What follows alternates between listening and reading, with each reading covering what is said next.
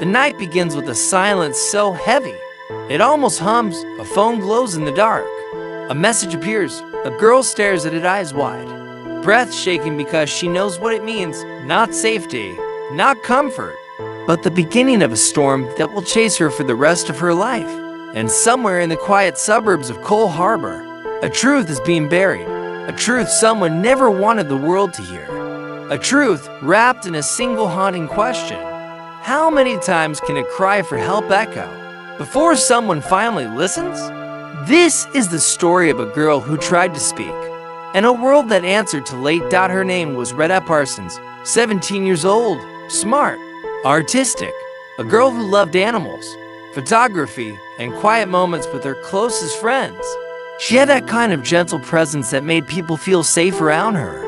But behind her smile, beneath the surface, life had already carved deep emotional scars.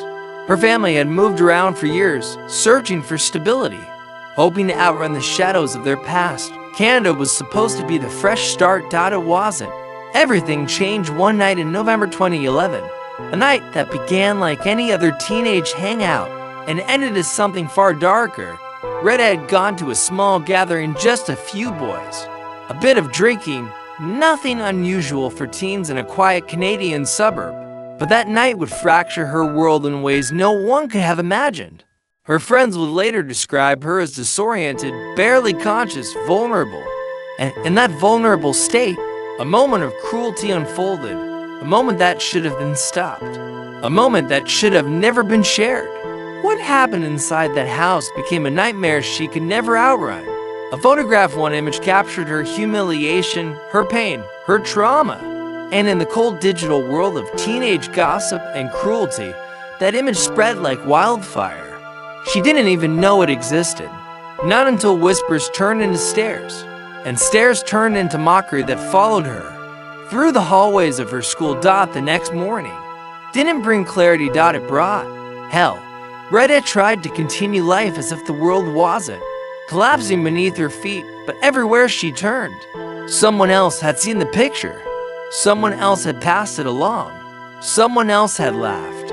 The betrayal cut deeper than the original act. Because cruelty doesn't always come from the shadows, it can come from the people you once called friends. Her parents watched the light drain from her eyes, piece by piece. Moments that were once filled with teenage dreams now felt like scenes from a psychological thriller. Every hallway a threat, every message a landmine. The isolation tightened around her like cold hands on her throat. Yet she still tried. She tried to speak. She tried to tell her story. She tried to find justice. But justice didn't come. When her parents brought the case forward, they were met with silence, then confusion, then excuses, procedural walls, lack of evidence, voices whispering that nothing could be done. The investigation moved like a shadow with no direction, no urgency. Questions left hanging in the air. Who took the photograph? Who shared it? Why was no one being held accountable? The answers seemed to disappear into thin air, and the community. Some believed her, some stayed silent, some whispered behind her back. The digital world became a weapon. Messages, comments, threats, each one a fresh wound. The cruelty didn't just echo, it roared. Rita's mental health began to unravel under the pressure. The nights grew longer, the voices of doubt louder, the sense of being trapped inescapable. Her parents tried to help, pulling her out of the school, trying therapy, trying fresh starts. But sometimes trauma bleeds into everything, no matter how far you run. And then, one evening, the storm reached its breaking point.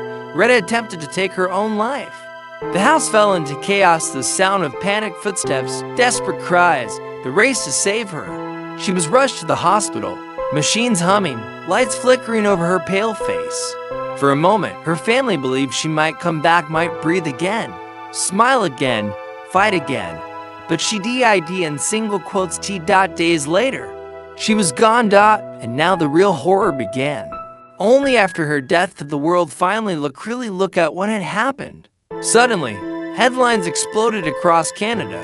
The photograph, the bullying, the failed investigation. Questions that had once been ignored now screamed across every news station. Why wasn't her voice heard? Why wasn't evidence taken seriously? Why did it take a tragedy for the world to listen? The authorities reopened the case too late to save her, but maybe not too late for justice. The digital trail now mattered. The testimonies now mattered. The pain that had been dismissed now demanded accountability.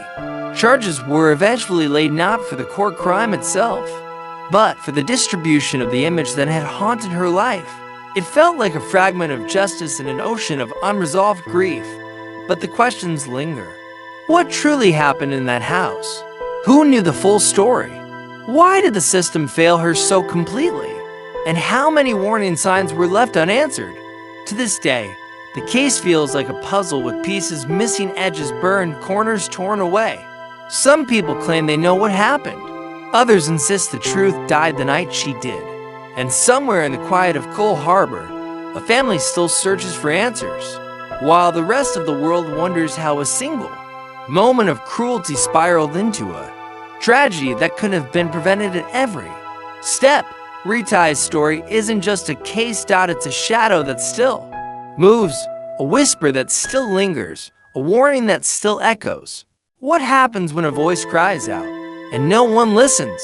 If you found this story chilling, subscribe for more mysteries, because some cases never close.